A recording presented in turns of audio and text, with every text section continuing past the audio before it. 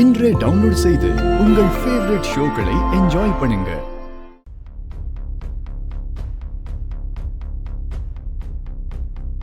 என்னடா நம்ம வந்து இவ்வளவு நேரம் ஆச்சு, மாப்பிள்ளை இன்னும் காணோம். வருவார். டேய் மாப்பிள்ளை,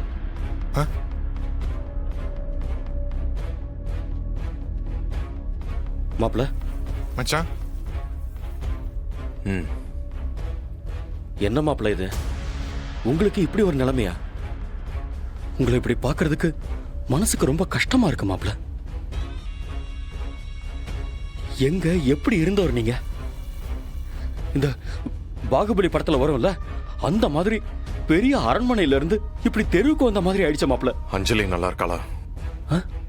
என்ன அஞ்சலி? என்ன மாப்பிள்ளை?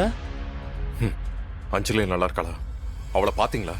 அட பாவி, நாங்க வந்திருக்கோம், கண்ணீர் விட்டு கதறோம், எங்களை ஒரு வார்த்தை கேட்கல. இவன் பொண்டாட்டி நல்லா இருக்காளான்னு கேட்கறானே. இவனை போய் பார்க்க வந்தோம் பாரு.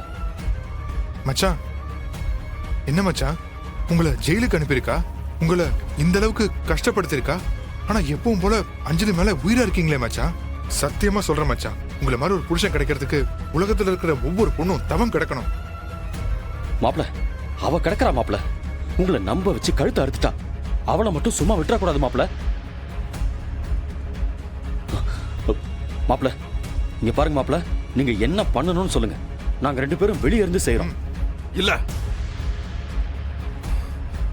அஞ்சலி மேல ஒரு சின்ன துரும்பு கூட படக்கூடாது. அவ நல்லா இருக்கணும், அவ பத்திரமா இருக்கணும். இங்க பாருங்க, உங்களால அஞ்சலிக்கு ஏதாவது இடைஞ்சல் வந்துச்சு, வெளியில வந்து நான் உங்களை சும்மா விட மாட்டேன். ஐயோ, என்ன மாப்பிள நீங்க? நாங்க அஞ்சலி பக்கமே போக மாட்டோமே. போகணும், போகணும். அஞ்சலிக்கு தேவையானதை நீங்க மறைமுகமா இருந்து செஞ்சு கொடுக்கணும். அவளை பத்திரமா பாத்துக்கணும். நான் சீக்கிரம் வெளியில வந்துருவேன். நான் வெளியில வரும்போது என் அஞ்சலி எனக்கானவளா இருக்கணும். சரிங்க மாப்பிள, இதுதான் உங்க விருப்பம்னா அதை நாங்க அப்படியே செய்யறோம் மாப்பிள. மாப்பிள, நீங்க கொஞ்சம் உடம்ப பாத்துக்கங்க மாப்பிள, நேரத்துக்கு சாப்பிடுங்க. மாப்பிள, நீங்க சாப்பிடுறதுக்காக கொஞ்சம் ஸ்நாக்ஸ் வாங்கிட்டு வந்து ஜெயிலர் கிட்ட கொடுத்துருக்கோம், அதெல்லாம் வாங்கி சாப்பிடுங்க மாப்பிள.